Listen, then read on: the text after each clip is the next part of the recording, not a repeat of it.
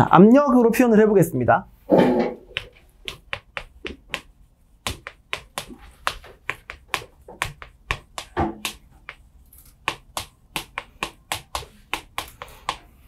에어컨을 끄니 졸리지.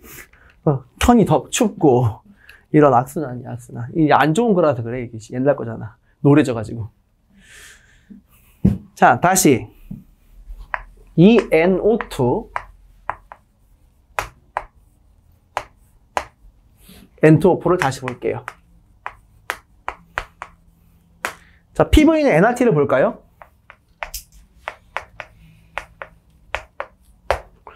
여기에서 부피만 살짝 넘기면 의미 있는 식이 만들어집니다. 자, 우리 몰롱도의 정의가 뭐였죠? 부피에 대한 몰수였죠. 여기 이 친구가 바로 뭐가 됩니까? 몰롱도가 되어버립니다. 자, 그런 의미에서 이런 식으로 표현을 할 수 있죠. NO2의 압력은 NO2의 몰롱도 곱하기 RT입니다. 이런 식으로 표현을 할 수 있겠네요.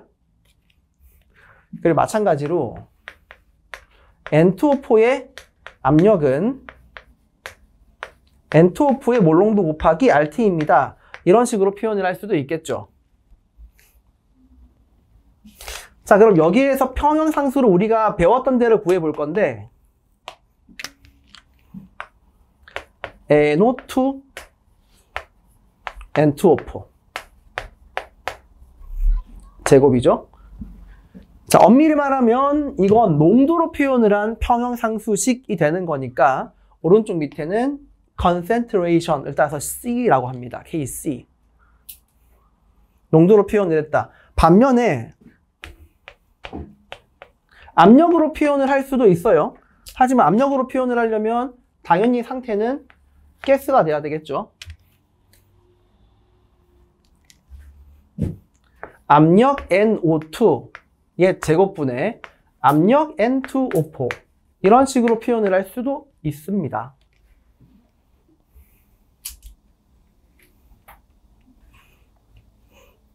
자, 근데 방금 우리가 뭘 배웠냐면 압력과 농도와의 관계를 배웠단 말이에요. 자, 그럼 우리가 이 KP를 KC로 바꿀 수도 있을 것 같아요. 자, 압력 NO2는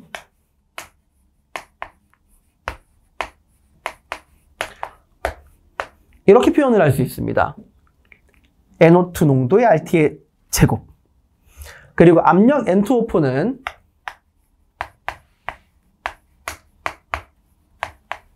이렇게 표현을 할 수도 있죠. 좀 의미 있게 묶어볼까요?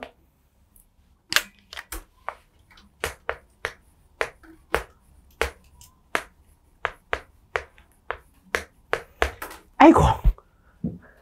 자, 그리고 자, 이렇게 묶을 수 있겠죠? 오, 근데 이게 뭐가 됩니까? KC. 그럼 따라서 이 화학 반응식에서의 KP는 KC의 RT의 마이너스 1인데 여기에서의 마이너스 1은 지수의 변화입니다. 그렇죠? 지수의 변화입니다. 근데 개수를 지수로 올렸기 때문에 이건 곧 누구의 변화입니까? 개수 변화입니다. 즉 1 빼기 2가 되는 거죠. 자, 이런 식으로 하면 KP랑 KC를 왔다 갔다 할 수 있어요.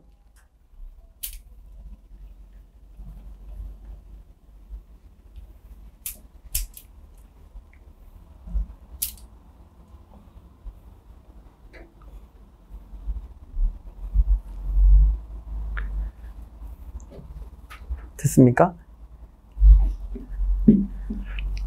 일반화를 해볼까?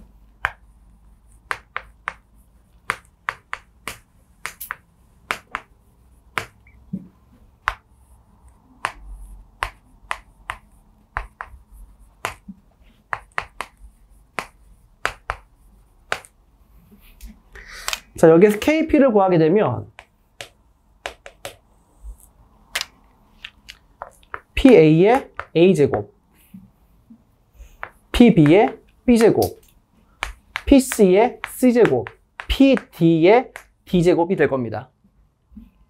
그럼 각각의 이제 압력을 저런 식으로 농도 RT로 풀었을 거예요.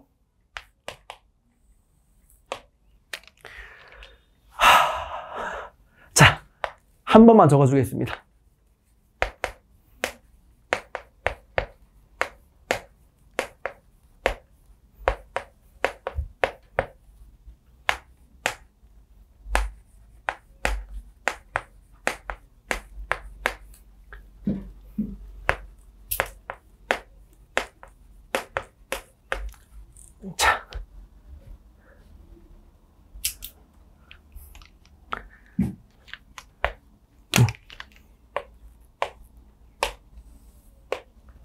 자, 그럼 여기에 들어가는 거.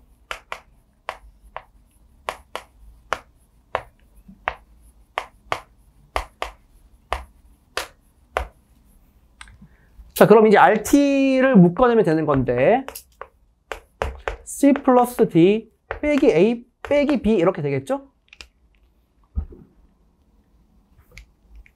너무 길지 않습니까? 그래서 이 계수의 변화를 델타 N이라고 보통 묶었습니다.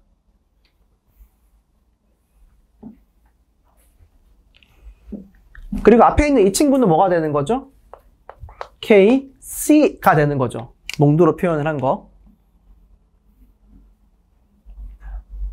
따라서 KP는 KC의 RT의 델타 N이다. 이렇게 표현을 할 수 있겠습니다. 그렇다면 한번 생각해봐요. 생각을 해봐요. 델타 N이 0이 될 수도 있죠. 어떤 경우에? 양쪽 계수가 똑같다면 델타 N이 0이 될 겁니다. 그럼 KP랑 KC랑 어때요? 같아질 수 있어요. 케이스 한 개 볼게요.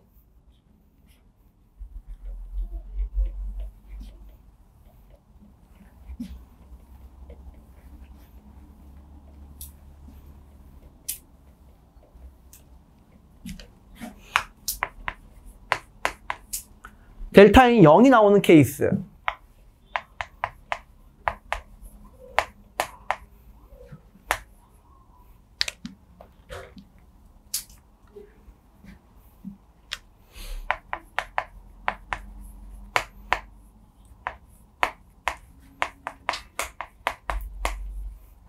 자, 이런 케이스를 봅시다. 자, KP,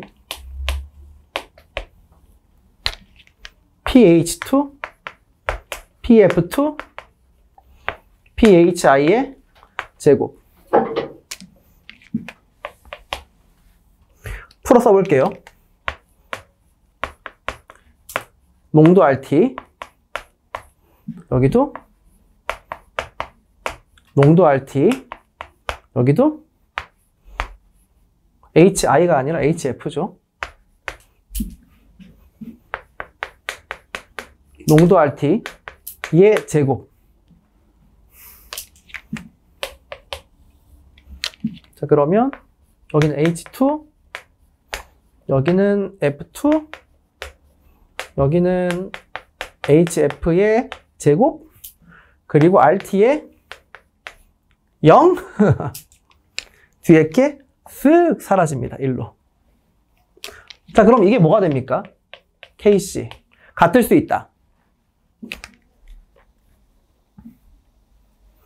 이왕 말이 나온 김에 계수가 똑같을 때에 계수가 똑같다면 이렇다면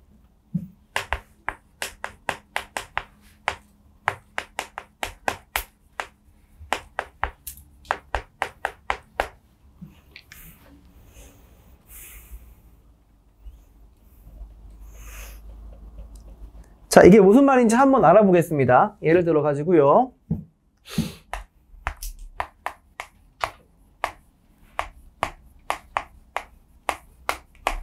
자, 이 친구들이 0.1 몰롱도, 0.2 몰롱도에서 평형을 이루고 있었다라고 하겠습니다.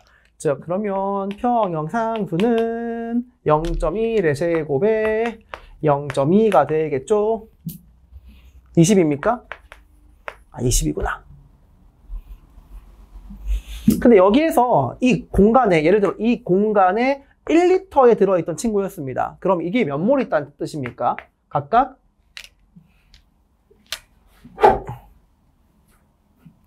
몰수로 따지면 0.1몰이 있었고 1리터에 얘는 0.2몰이 있었고 이런 뜻 아니겠습니까? 근데 이 공간을 갑자기 내가 2리터로 늘려보겠습니다. 갑자기 그냥 평형을 잘 유지하고 있는데 공간을 2배로 뻥튀기 해버린 거예요. 그럼 갑자기 이게 농도가 얼마가 됩니까? 0.05가 됩니다.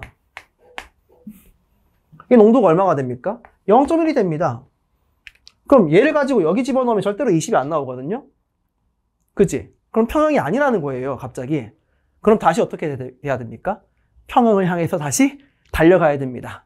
이럴 때 정반응을 더할 거냐, 역반응을 더할 거냐 고민을 하지 않고 그냥 역반응을 무조건 다 시켜버립니다. 다 시켜요. 그리고 나면 0.25 빵이 될 건데 이 상태에서 정반응을 진행을 한다고 보는 겁니다.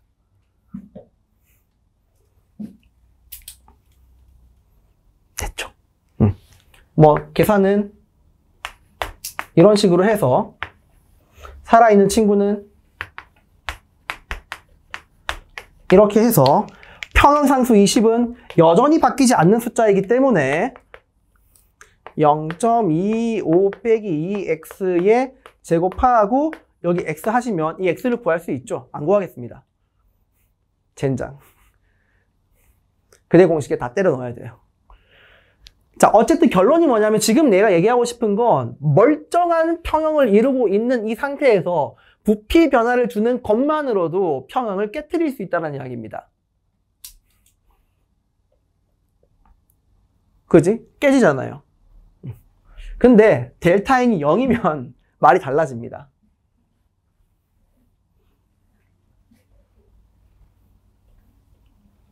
보십시오. 저런 경우에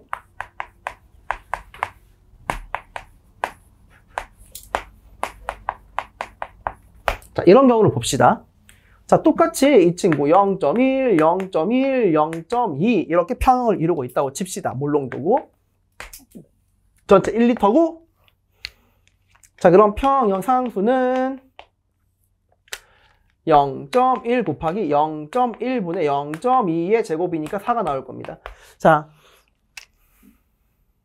그래서 그래 너도 똑같이 2리터로 바꿨어요.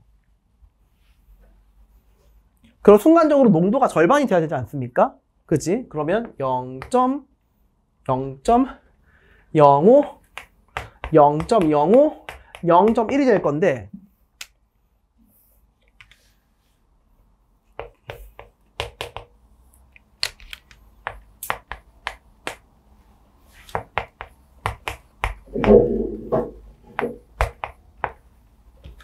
얼마입니까? 4. 안 깨지네? 이게 왜 그런지 보겠습니다. 이 평형상수를 계산을 할 때 있잖아요. 자, 평형상수를 계산을 할 때 있잖아요. 잘 봐요. 몰농도를 부피에 대한 몰수로 풀어 써볼게요. 부피에 대한 H2의 몰수, 부피에 대한 F2의 몰수, 그리고 부피에 대한 HF의 몰수, HF의 몰수의 제곱이 되어버리는 거니까 어차피 부피가 여기에서 의미가 있습니까? 없습니까? 없어져 버리죠. 그러니 양쪽 계수가 똑같은 화학 반응식 같은 경우에